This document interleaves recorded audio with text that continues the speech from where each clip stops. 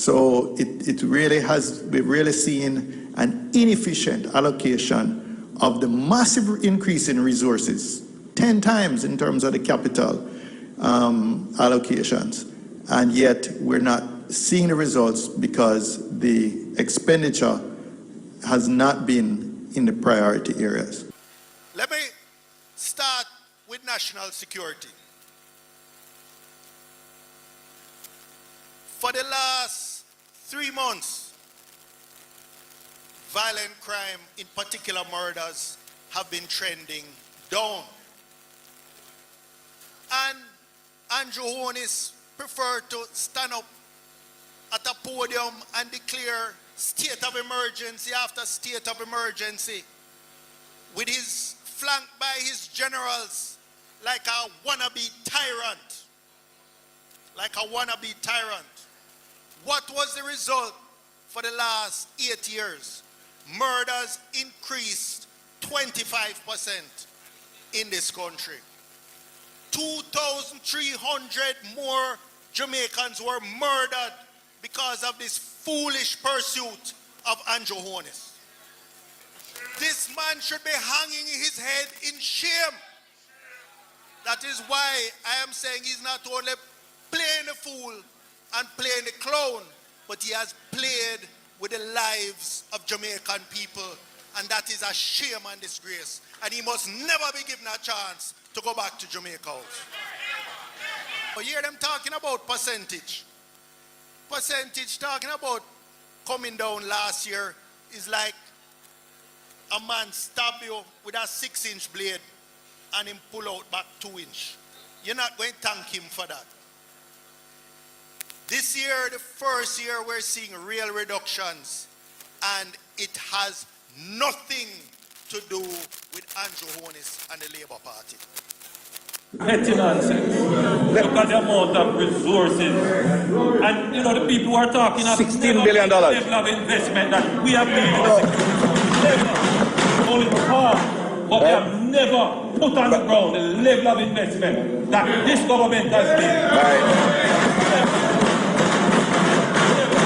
I want to say 2 things on this. I will say 2 things on this. One, when we debate, the state of crime the country deserves the objective analysis and debate. We took government to a stage when the difference between the JDF and the JC was apparent. JDF is at single base, Harrison. We couldn't move quickly on that. Much has been done to improve not only the JCF leadership and management, so that we can introduce a structured program of investment over time to bring it up. We have also changed in the Ministry of National Security itself, because it was not one part of government. Ministry of National Security was treated as second cousin, as your spokesman would say. The entire security apparatus. No, this government is the government that's approaching our security problems with objectivity and investment. Those who don't perform, them wander all over Jamaica. You rile up the people them in Augustown to tell the Zozo to leave. But that woman crazy. She don't know Augustown. She don't know Augustown when guns were barking in Augustown. So we can't pick up ourselves now because we have enough potential here in Augustown. But the other thing I think that we need to deal with is the Zozo and the lack and the problem you have when you don't know how will a Zozo get lifted. Yes, Comrade Donna Scott Batley and Comrade Leader, this is a problem we have to solve. What will cause a Zozo to be lifted in a community? This is the longest standing Zozo in Augustown in Jamaica. From them introduce it, a Zozo is introduced and it's still under Zozo. When you come into your community and you see soldier checkpoint, it gives you a different kind of viewpoint of your community. You don't feel good. When do you take up a soldier checkpoint? When do you stop putting people under pressure? When do you begin to move that Zozo out into development? And what will cause it to be lifted? Because there must be a way to get out of underneath a particular kind of oppressive law. That police can come in here and say curfew today. Developing the policy as to how you come out of this situation. Visited the first zone of special operation, that the people there, without prompting, came out and said, "Thank you, I can sleep with my window and door open." You make me sleep with my window. Long time I sleep with my window open. Now some people take it as a joke, but they were serious. Together, we will eliminate the gangs and bring peace to our country. But Anderson has this report. Somehow it ran away from us in 2015, and this year we intend to take it back. It's an acceptance from Maypens, Mayor Cian Barneswell that the crime situation in the parish got away from them last year. But even as he made that concession, he promised improvements this year. Clarendon, a parish which I think was ranked third of the highest parish with murder. And I think this year, as the theme said, that you, which is we, can get it right. His comments came in Hayes, Clarendon, which forms part of the wider Veer belt, and residents who heard him will no doubt be hoping his promises come to pass, especially in light of the fact that the southern Clarendon area recorded the first murder for the parish in 2016. A nation which seems to be constantly under threat by marauding gunmen and which has rampant and brazen criminality in several communities looks to this man to help craft effective policies to slay the crime beast. Now, however, National Security Minister Peter Bunting, in an emotional display, believes the lasting solution to deal with Jamaica's crime problem has to come from above. Clearly holding back tears, Mr. Bunting said this is a dark time in his career as minister. I think after 15 months, I am convinced that the best efforts of the security forces by itself will not solve the crime problem in Jamaica. But it is going to take divine intervention, touching the heart of a wide cross-section of the society. Mr. Bunting suggested help from the heavens is needed by way of the Almighty, touching the hearts of pastors, business persons and politicians who would then take appropriate action. And using as the instruments of the divine intervention the ministers' fraternals, the academics, the business community, those persons who work in the NGO community, those of us who are in political service, all to try and make an impact. Until then, however, the minister told the gathering that based on the numbers, it could be perceived that the crime beast is winning. His voice broke during the declaration. He tried hard to control his emotions. I'm not embarrassed to say that right now, as Minister of National Security, I'm going through a kind of a dark night of the soul, because we're trying very hard at the ministry. I see the men and women of the security forces trying very hard, working night and day, long hours. I see the leadership, capable, competent, professional, both of the police and the military. And so much effort is being made, and yet so little headway, such slow headway is coming out in the statistics. At one point, there was a pause by the minister. He needed a moment. And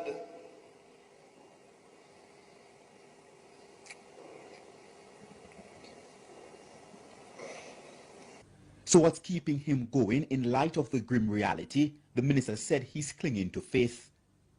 And it really takes a lot of faith to keep working and going in the face of this. And of course, I'm happy that I have so many persons of faith to encourage and support, not just myself, but all of the security forces at this time. So a call for help from a higher power to help save the nation. Many hope the prayer will be answered. Let it not be forgotten that the PNP ran this country for 18 and a half unbroken years. If you want to live safe in your yard, if you want to be able to fall asleep and let your door open, and wake up in the morning and still be alive, you cannot make the mistake of putting in the PNP. You can sleep with your windows and doors open. Fantasy again. You will well recall when the Prime Minister said that if you vote for the PNP, you may lose your life. And that if you vote for the Labour Party, you'll be able to leave your windows and doors open. But I put to you what your critics say. They say you promised the country safety and security when seeking office, and that you're failing to deliver. And I suppose the more direct question is, what do you say to the men and women in tough communities across the country who have to be ducking gunshots and they live in fear literally every second that they could die? Right, so without question, that was not a promise, that was a commitment, and we remain absolutely committed to that. Having visited the first zone of special operation, that the people there, without prompting, came out and said, "Thank you, I can sleep with my window and door open." You make me sleep in my window and door open. Sleep in my window and door. No, some people take it as a joke, but they were serious. For many years, we've been making a point that the ratio of security forces, in particular police officers, to population is on the low end of the scale in Jamaica. In fact, between 2015 and the beginning of, there was no net increase in the number of police officers. It was over 2,000 below the established complement of the force. When we took over, the attrition rate exceeded the recruitment rate for the JCF. Today, that's not the case. Now, let's talk about recruitment, because whenever there are criticisms leveled at the government strategy, the alternative is to say, we need more police, we need more soldiers, we need more boots on the ground. There has never been more boots on the ground in law enforcement in Jamaica than there is today. Never.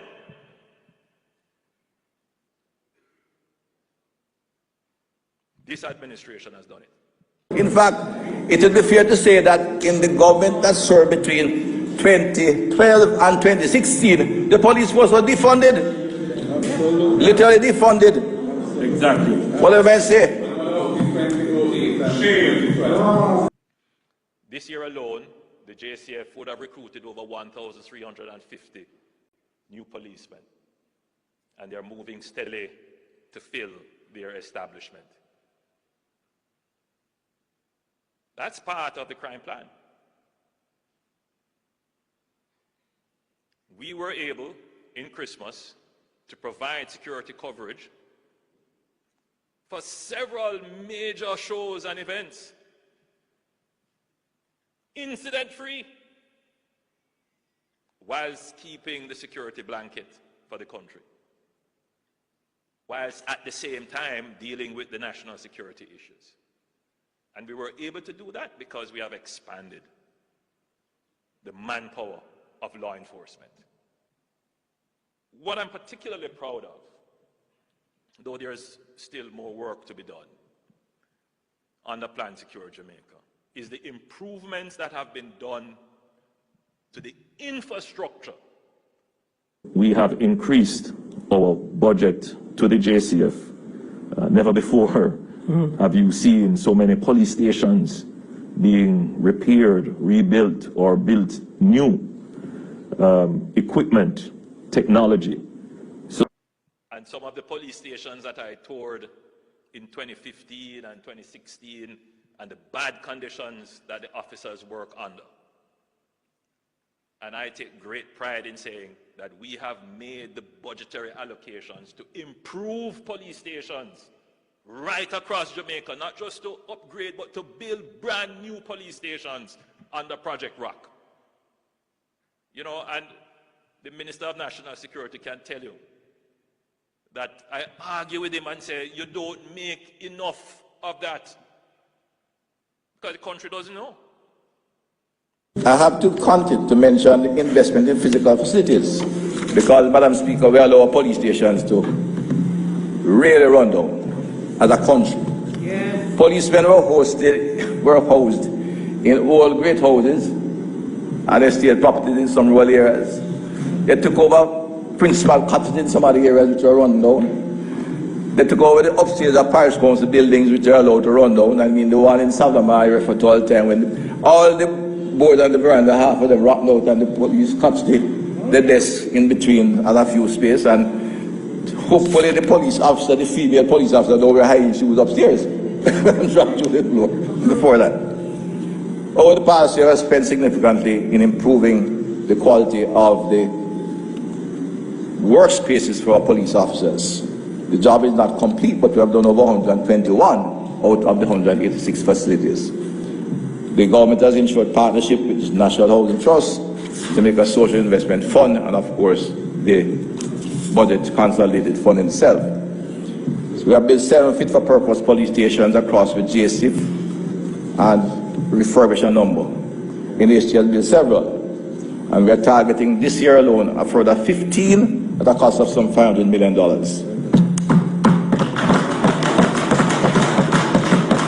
NHT will construct 5 new stations: Frome in Westmoreland, Little London in Westmoreland, La Cove in St. Elizabeth, and Chove in St. James and Stony Hill Police Station for them.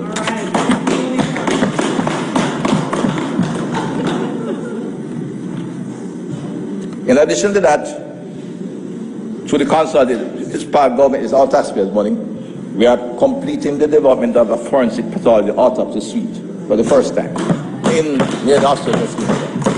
This will complete the build-out of the Institute of Forensic Science and Legal Medicine, and we'll have one of the finest institutes capable of serving not only our own country, but even the region. We have the best quality available.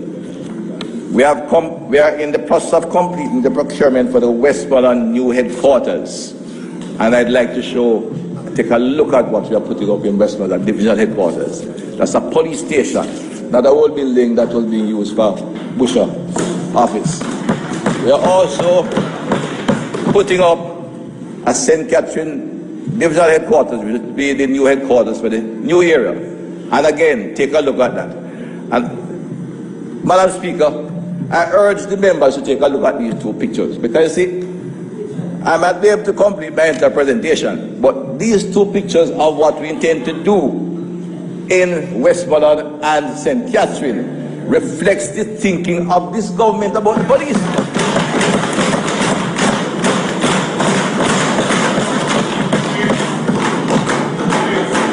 These are modern, professional centers, efficient, functional, user-friendly and customer-friendly.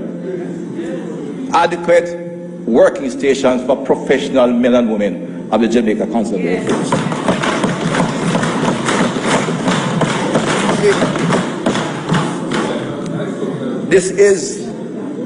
We're building a nice professional force. We treat our policemen well. Right? That's what we're doing. Dr. Horace Chang's tenure as Minister of National Security has been an abject failure, leaving Jamaicans feeling frightened, hopeless, and in despair. He clearly cannot bring the vision, energy, and vigor and communication skills which that portfolio requires. We are therefore calling on the Prime Minister to relieve him of his duties in that portfolio and give someone else an opportunity to bring a fresh and hopefully more effective approach. Then let me also remind Dr. Chang that if Prime Minister Horace is not brave enough to reassign you, because I realize that he's afraid to make certain moves. So like Bobby Montague is the leader of the black section of the Labour Party. He doesn't really want to trouble him. If he doesn't want to trouble you because you're General Secretary, I'm asking you, Minister Chang, to do the honorable thing and to resign from the post of Minister of National Security and allow somebody who has some vision and some testicular fortitude to come forth and do the job. I asked Dr. Chang to take over the portfolio of national security before the last election. It is the most difficult portfolio in the country. It requires a long-term commitment to the plans that we have in place. We are not going to change the current situation through a flip of a switch. The problems are deep-rooted and they require significant structural, institutional, cultural, and resource reform. These take time, particularly the legislative, particularly the policy, and the structure. What you're seeing before you now is a police force that is far more intelligence-based than at any time ever. What you are seeing now is a direction of resources into our security apparatus that gives us domain control on land and at sea, to the point where if you believe you're going to enter Jamaica illegally and stay here, you have another thing coming.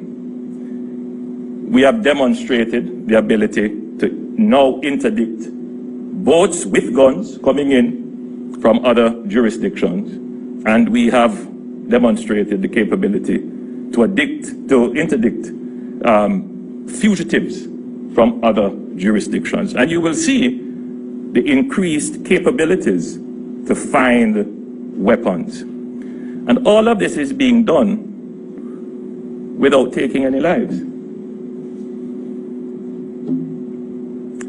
This is the beginning of the transformation of our security forces into the security forces that can be compared to security forces worldwide of the highest standard.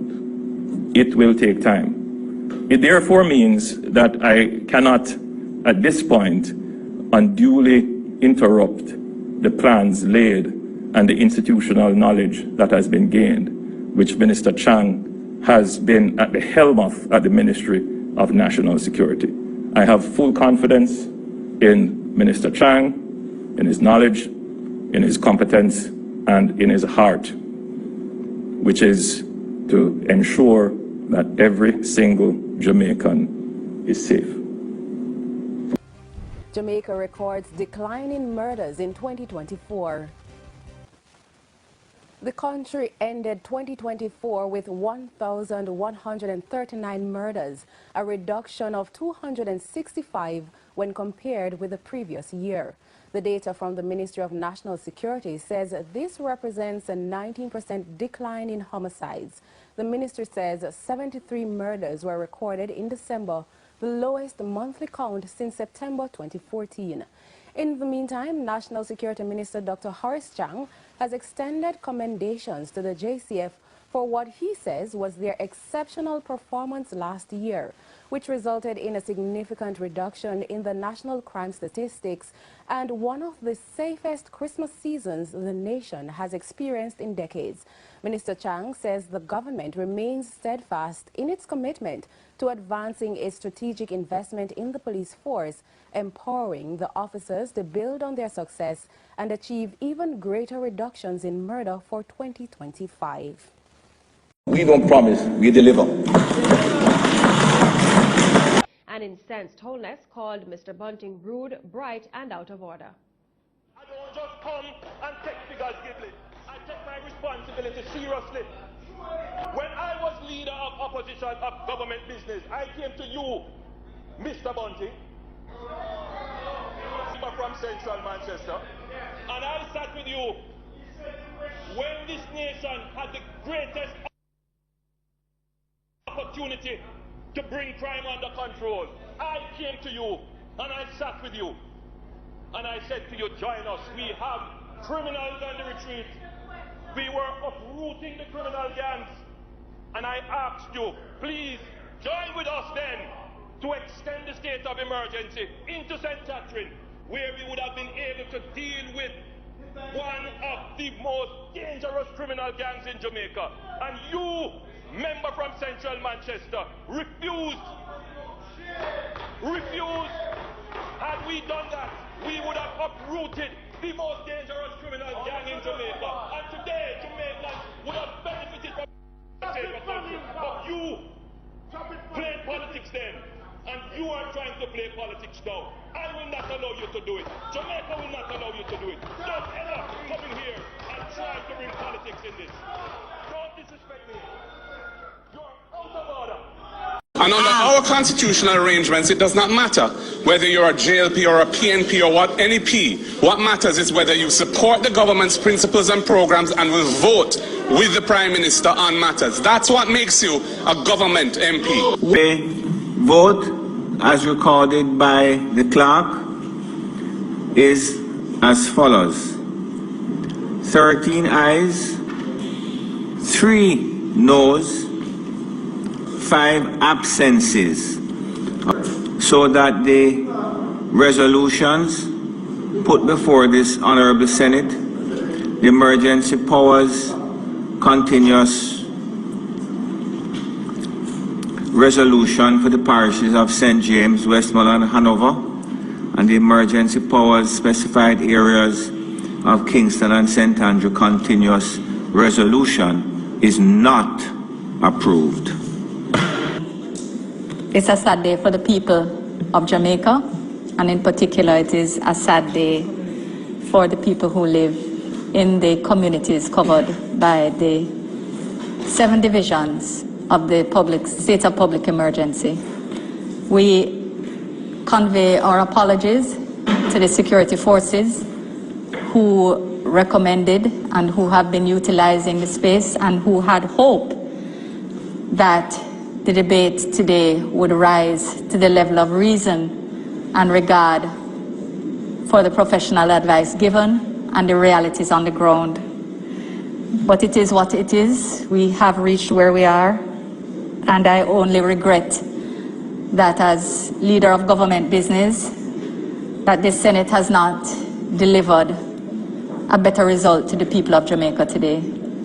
Leader of government business, and I address the members of the Senate, and in fact, as the President of the Senate, in whom a degree of responsibility has been vested, I do not, of course, participate in the debate.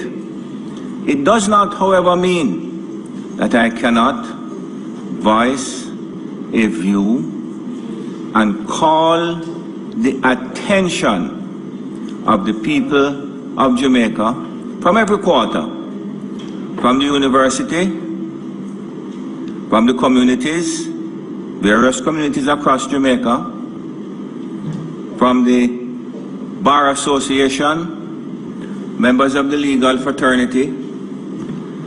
I wish to bring to your attention, all of Jamaica, the need to revisit a provision which allows for 2 members of the lower house, Member Golden and Member Cousins, 2 members of the lower house, neither of whom come from the parishes of St. James, Westmoreland, or Hanover, which is the epicenter of the problem that we face today. So 2 members of the lower house voted against these resolutions. 2 members of the lower house voted against the state of emergency, and as a consequence of a particular provision in our Constitution, the matter came to the Senate and required 1 vote.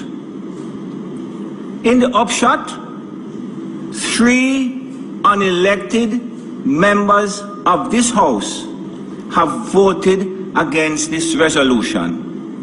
No account has been taken of the elected representatives from Hanover, St. James, and Westmoreland all of whom supported the state of emergency. Where is that an expression of democracy? 3 unelected, 3, not even 8 of them, 3 unelected members of this Senate have put the security of this nation on a knife's edge.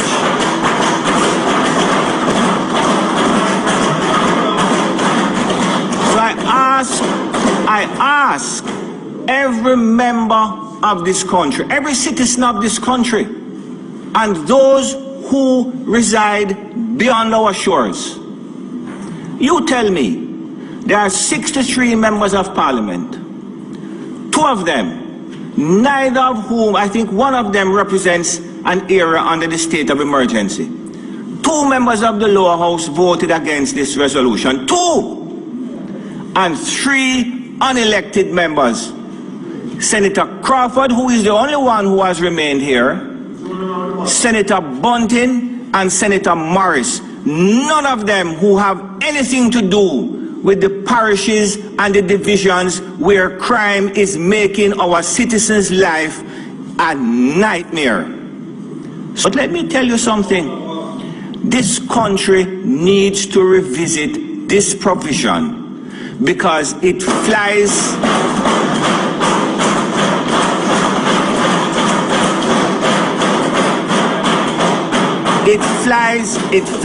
in the face of everything that is sensible.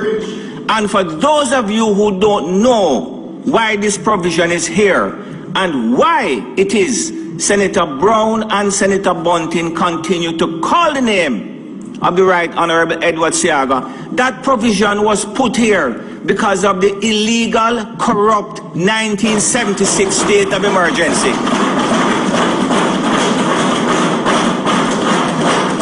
Now I am calling, Tom Tavares Finson, the President of the Senate, I'm calling on the head of the churches, I'm calling on civic organizations, I'm calling on the business community, the PSOJ, I'm calling on every sensible Jamaican to look at what has happened to here today and listen to me as I finally say. 2 members of parliament, not the entire opposition caucus, 2, and 3 unelected members of this Senate have put this country in grave danger. Commissioner of Police Antony Anderson is also hereby being put on warning. The constitutionality of his use of the state of emergency is in serious doubt. As I have already shown, there are other tools in the toolbox for him to use, and some others that the government needs to quickly deal with and address to provide him with, which should have been legislated for already. If the Commissioner cannot find another strategic approach to getting the crime problem under control within the next 60 days, I think he must call it a day as well and allow someone else to take up the mantle of Commissioner. Thank you. So I make no apologies for asking for SOEs, because as a security professional, as somebody who knows this business, I know that if added to other things that we're doing, it will create a better effect. Thank you. That's all I'll say about SOEs. Finally, as it relates to major crimes, at the end of January, overall, major crimes are down by 31% when compared to last year. Murders were down by 34%, shootings down by 26%, rapes down by 47%, robberies down by 44%, and break-ins were down by 7%. Gun conflicts accounted for 65% of these murders, and interpersonal conflicts accounted for 22%, while 3% occurred in the furtherance of other criminal acts, and 10% are still being determined. We note the significant number of murders from interpersonal conflicts impacting police divisions. We renew our appeal to citizens. If you are aware of a domestic dispute or other interpersonal conflict, report it to the police so we can intervene, whether through our own mechanisms or through referrals. In closing, we have a clear roadmap for the organization in 2023, and we are confident that we'll be able to continue to make progress in all areas of our law enforcement, our force development, and our engagement strategies. We are committed to providing our members with the resources and support that they need to carry out their duties effectively. We are confident that with continued investment and support, we'll continue to make a real difference in the lives of the people of Jamaica. We have some extraordinary men and women serving in our organization and serving our country. And I have no doubt that together with our partners and every well-thinking Jamaican, we can and will build a safer Jamaica. Thank you. We made a point repeatedly that the high level of recruiting in the JDF, that increased the JDF by thousands, was really a misallocation of resources. The priority should have been to increasing the number of police officers who are trained in intelligence gathering, in doing criminal investigations, and in preparing cases for prosecution. None of these things are the strength or the core training, if at all, in the military. Budget is a statement of priorities. And when you examine the budget of the Ministry of National Security over the last 7 years, what you will see is that the JCF has been treated as the poor cousin of the Ministry of National Security. There are some people who would like to create mischief by indicating bias between different arms of the security services. No. This government does not indulge in that kind of petty activity. Right? Mighty God, the source of all life and resources, we thank you for this occasion where we can receive additional resources to boost the fleet of vehicles that we already have. The transformation process of the JCF continues in earnest. We seek your grace and blessings in all our efforts. We appreciate the close collaboration with JCF with its parent ministry, the Ministry of National Security. And ask that the synergy that exists will continue to redound to the effective implementation of our mandate as we seek to provide peace and safety to our nation. We now seek your blessings on these 40 specially fit-for-purpose vehicles. Thanks to the Ministry, the Deputy Prime Minister and Minister of National Security and the Ministry for investing once again in building for us a better, more capable police force. We have 47 Mitsubishi L200s here that will deploy from here all over the country to support our citizens. These pickups have been modified to make them more fit for purpose for policing. And all of this is about rolling out a robust, very aggressive process of modernization.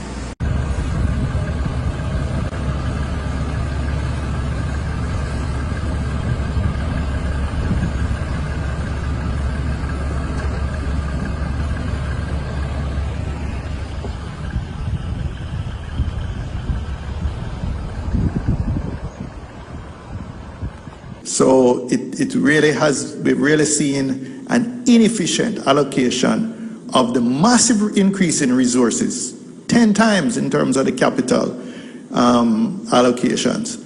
And yet we're not seeing the results because the expenditure has not been in the priority areas. Petty nonsense. Look at the amount of resources. And you know the people who are talking of $16 billion. Level of investment that we have made. Never. Only for half. But we have never put on the ground the level of investment that this government has made.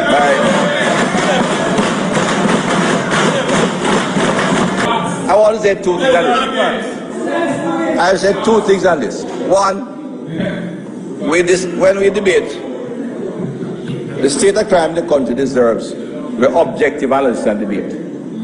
We took government to a stage when the difference between the JDF and the JCF was apparent. JDF is at single base, Harrison.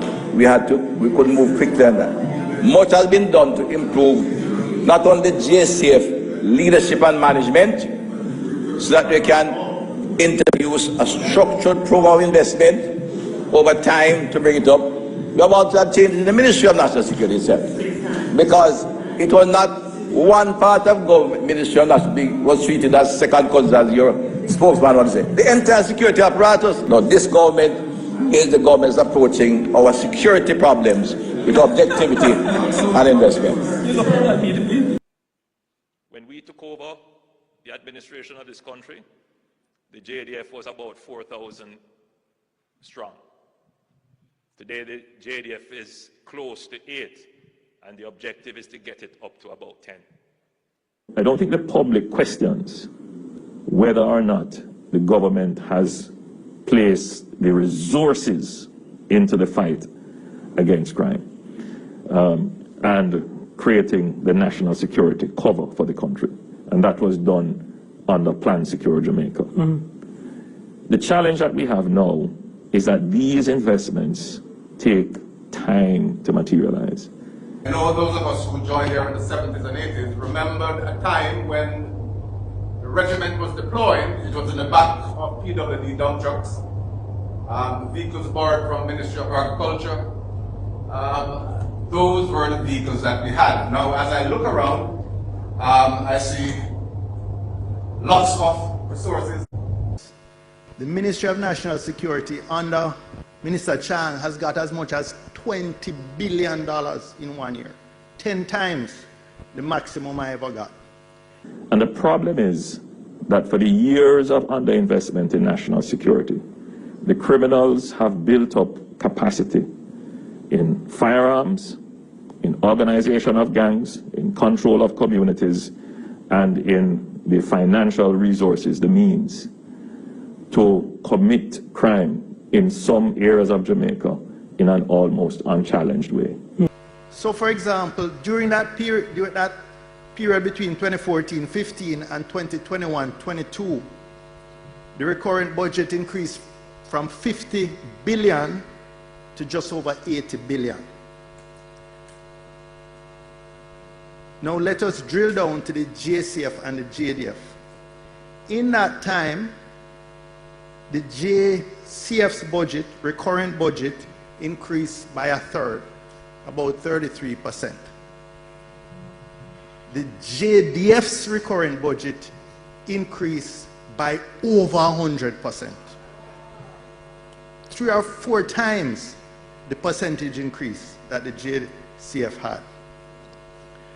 When we look at the capital expenditure side specifically, the JDF's capital budget peaked at over $12 billion. The JCF has not got even half of that.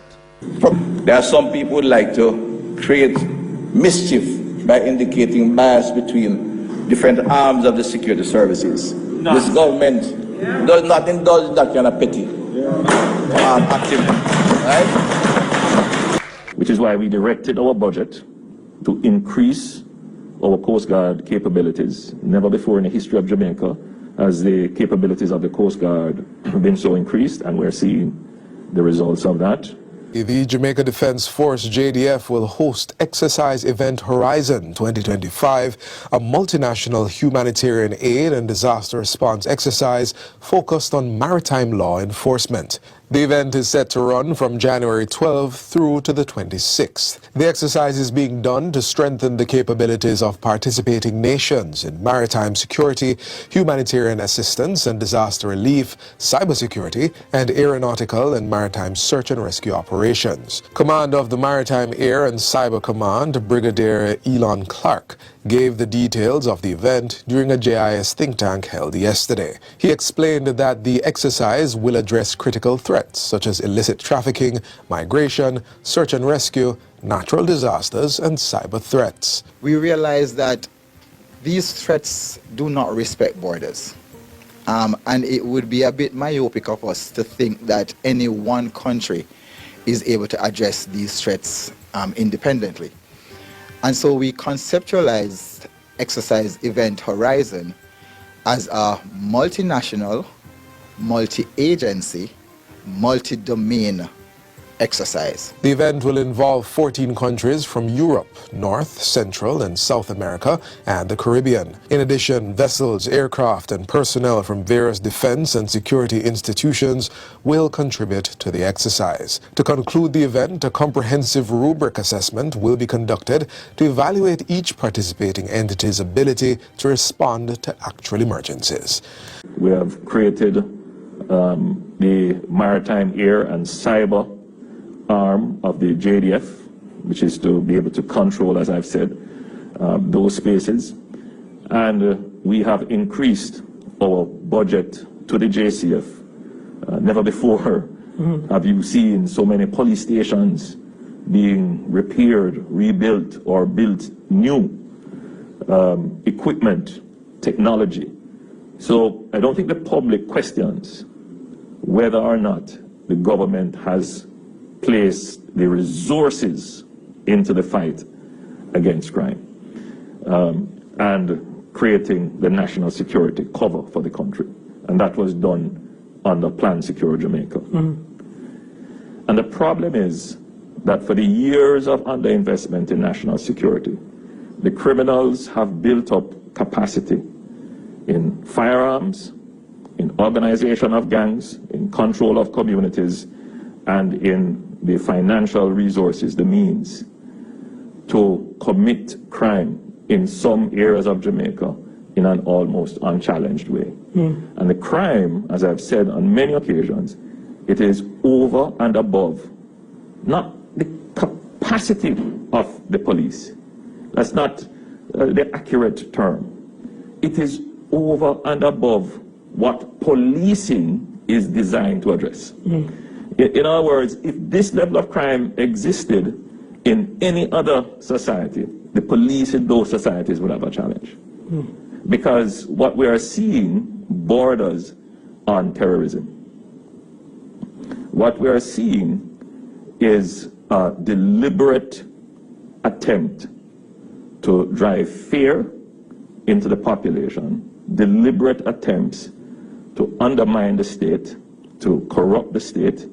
And, you know, it is interesting that a part of the testimony that came out in some of the trials of the gangs is that the gang leader saw the murder rate going down and gave instructions that they must increase the rate, they must go and kill more people. So there is intelligence behind the criminal activity that is taking place. Your party needs you now. It's time to step up and get busy and get wicked on them too. Right, you think this thing will come easy? You're fooling yourself. Nah, come easy, baby, right? Nah, give up this so easy. And the first thing, the first step in the journey, comrades, is to win back local government in the next election. When we do that, Jamaica, as I said, the table turned. But look, when the little boy Monty, you know, Minister Scandal, not call him. Because everywhere he go, scandal follow him. And he might talk about, yeah man, them love to see me in charge because they know so we can't win. Yeah man, go and talk them thing there. Go and run up about them way the Minister Scandal. Because me I go amongst the people, them, and when me talk the people, them know so we're real. And me know them heart, my heart is with them. And at them will come for sure. We don't come here so we scream. We don't come here so we get no money over politics. We done like my money already. We are big liar in this country, big investment banker. And the whole of them know none but politics. We know business and that. We don't send it already from me and my family. We take this thing serious. Make some sacrifice so that we come through this time. We have built something together in the people. We have built that thing for the People's National Party, for Jamaica land we love.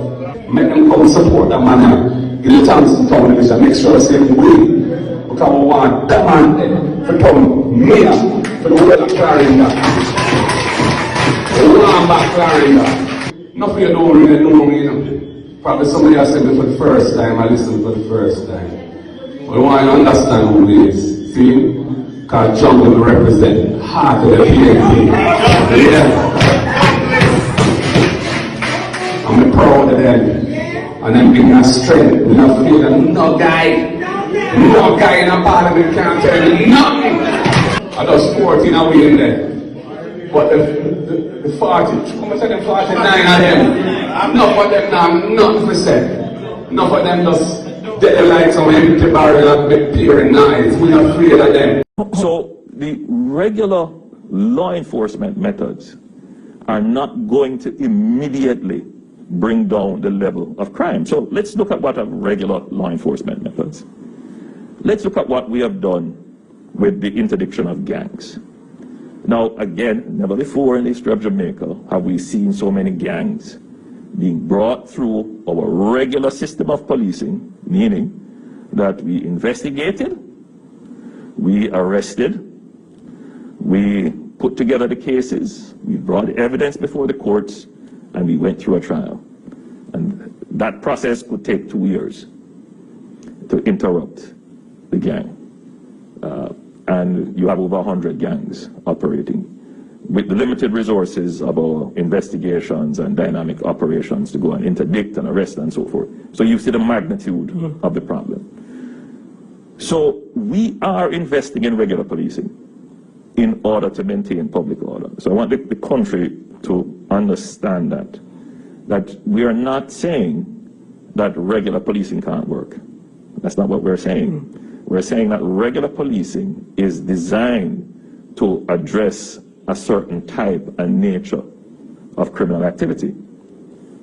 But when the criminal activity that we have now reaches to the point where it could threaten the very existence of the state, it requires a different response from the state. It requires the state to arrange its resources and strategies in a different way in order to address that threat that is diminishing the assurance to the citizen that they would be able to enjoy their life and freedom and their assets.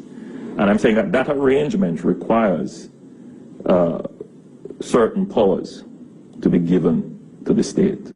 Commissioner of Police Major General Antony Anderson and the Chief of Defense Staff Rear Admiral Antoinette Weems Gorman have aligned themselves symbols of collaboration to introduce a joint anti-gang task force as efforts to curtail crime continue. Major General Anderson says extensive and thorough planning has gone into bolstering the effectiveness of the initiative. He says emphasis has also been placed on cross-training security officers, that is, providing police training for soldiers and military training for police personnel. This is expected to birth enough rounded security officers fit to execute the special operations that will be executed by the task force. He says there has also been training for sub-officers to prepare them to lead these groups. These sub-officers are also, physically we tested them at military standards and they met those standards pretty well.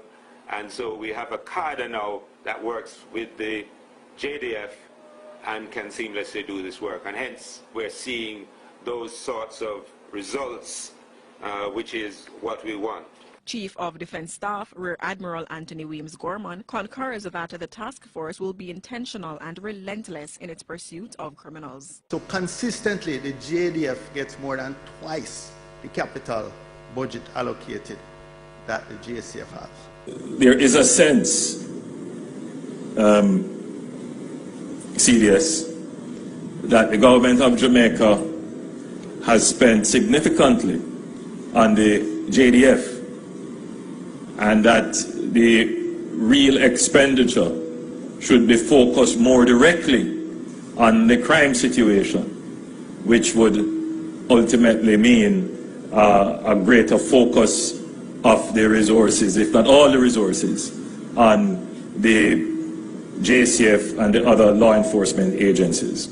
Of course, a review of Jamaica's budgetary expenditure on security would show that we have quite a balanced use of resources across all our security forces. But what is not generally understood is that the JDF plays a supporting role all our security operations. And there is scarcely an area in security where the JDF is not present in some ways. And in fact, in building out the capacity of the JDF, you're building out the capacity of your border security, you're building out the capacity for your internal security, you're building out your capacity for disaster response, you're building out your capacity for managing your airspace, you're building out capacity for managing your cyberspace. Investing in the JDF is investing across all areas of security for Jamaica. And that is a point that needs to be made over and over and over again. There is a perspective that is in the minds of Jamaicans, less so now than before, that somehow we have our soldiers ensconced at Oak Park camp and not in the field. That is not the report that I have. The report that I have is that the JDF is stretched right across the island, carrying out all kinds of functions. They are sometimes the unseen protection. And our forces are fully utilized. And aside from the reports that I receive from the National Security Council, you know, as I move through the country, I do meet up on soldiers who, they are not complaining serious, don't get me wrong, they are not complaining, but they point out that they are on such long duties. In other words, they want me to know that they are very hardworking, that they don't always get the time to go home to their families, that they are on call for long durations. And that is the case, obviously, of a soldier. And our soldiers are being fully utilized. We have a duty, therefore, to provide them with the equipment, such as these, to ensure that they can function. Serious, not in comfort. I'm not proposing that, but that they can be efficient and effective in doing their duties. Though these vehicles look like they will carry you in good comfort through rough terrain and give you the protection necessary. These vehicles actually will add significant capacity to our disaster response capabilities. But they also give us increased visibility and presence in communities that are now challenged with high violence and crime. Armored troop carriers have been a part of the JDF's arsenal since the mid-1970s. In an effort to modernize our fleet, in 2013, we commenced the transition from the Cadillac Gauge Commander V-150 armored personal carrier to our present fleet of Thales Bushmaster protected mobility vehicles. The acquisition of the additional PMVs was a natural step given the force's now island-wide disposition. They will provide us with the increased capability to deploy PMV units within the respective geographical commands to enhance the effectiveness of the troops on the ground. As outlined in our recently published Strategic Defense Review, the expansion of our PMV fleet is a key element of our capability development efforts. The fleet of PMVs will improve our flexibility of the land forces as they conduct operational activities across the island. While the vehicles have proven to be a critical force multiplier in internal security operations, they are also critical to other land operations, such as search and rescue in post-disaster situations or other scenarios.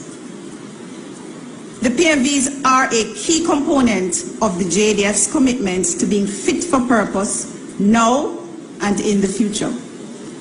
So they do serve a critical purpose. Jamaica's capacity to secure its borders has been strengthened with the acquisition of a new surveillance aircraft as well as 2 helicopters and a new hangar for use by the Jamaica Defense Force. Reach them! Always make sure the message reach them! I feel a great sense of pride this morning, and this is starting as we commission the newest additions to the JDF air wing fleet. The very first maritime patrol aircraft in Jamaica, 2 of 9 429 Bell helicopters that will certainly enhance Jamaica's capabilities. And it marks a single largest investment that any government of Jamaica has made in the area of security. And it marks a transformation in our approach to intelligence gathering and maritime security. Concepts such as border security may not be as familiar to the average man on the street. However, it is this very aspect of security that ensures that we can actually address the issues of crime and violence within our communities. In September, in my address to the UN General Assembly, I reinforced Jamaica's commitment to building a secure environment through combating the illicit traffic and trade in small and light arms. This starts with securing and enhancing our borders. These investments in the aerial capabilities of the JDF are a further demonstration of our commitment and plan to secure Jamaica and its resources for present and future generations.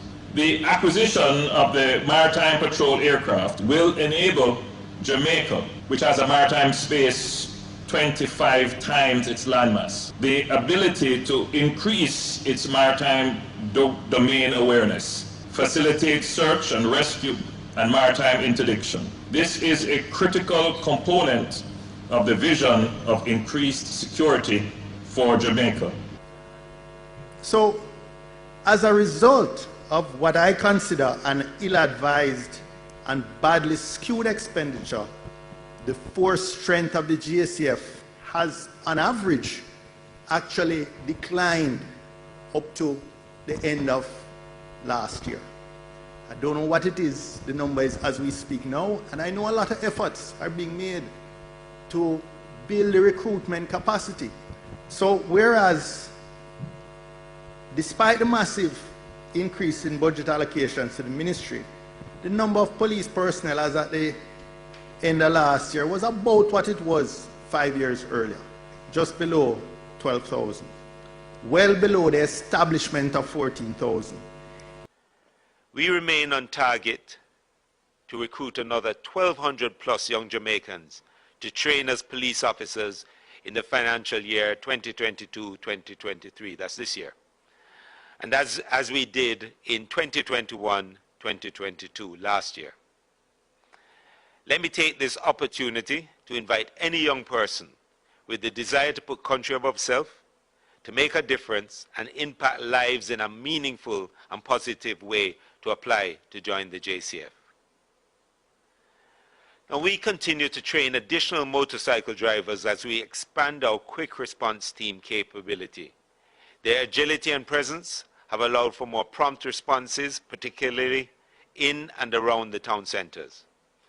We recently acquired additional motorcycles which have been deployed to St. Catherine North, St. Andrew North, St. Elizabeth, St. James police divisions, as well as to PSTEB. This will be an ongoing program throughout this year and into next year. In the comparable period, the JDF enjoyed a huge increase in both the approved establishment and in the actual strength of soldiers. And this what I consider excessive spending on the JDF, while not correspondingly increasing the strength or capacity of the police force, treating it as a poor cousin of the ministry, is one of the reasons we've had a challenge in reducing the murder statistics, the very violent crime statistics. And I have to wonder, are they in support of the criminals in the country? The Prime Minister says stronger efforts will be made to prevent the importation of illegal weapons. We are increasing our capacity to have domain control of our territorial waters. People wonder why we're spending all of this money. because we have to stop the guns coming in. That's why we're putting the boats out there, and we're going to put more out there so we can control our territorial waters. Talk about crime plan. It's the first time Jamaica has a plan that is being executed, and not just talk, money behind it. Done to strengthen the capabilities of participating nations in maritime security, humanitarian assistance and disaster relief, cybersecurity, and aeronautical and maritime search and rescue operations. That the exercise will address critical threats such as illicit trafficking, migration, search and rescue, natural disasters, and cyber threats. Now that is going to take time. It will take you at least 5 years for us to start to see the effect of these investments having the impact that we want on crime locally. So we're going to do a couple of things. First, we're going to enforce the law. And that is what we're doing. It is not an easy task to communicate this, because there are vested interests who want to turn this into a political issue for their political benefit. There must never be any political compromise about the rule of law. For decades we have been winking and being duplicitous and equivocal about the enforcement of the rule of law. And that is why we are where we are today. My job as your Prime Minister, I've passed the stage of trying to, or needing to win political popularity and favor. Doesn't matter to me anymore. I have to start to think about legacy. What will Jamaica be? Will it be the same as I came and saw it? I can't let Jamaica be the same as I came and saw it. Jamaica records decline in murders in 2024. The country ended 2024 with 1,139 murders, a reduction of 265 when compared with the previous year. The data from the Ministry of National Security says this represents a 19% decline in homicides. The ministry says 73 murders were recorded in December, the lowest monthly count since September 2014.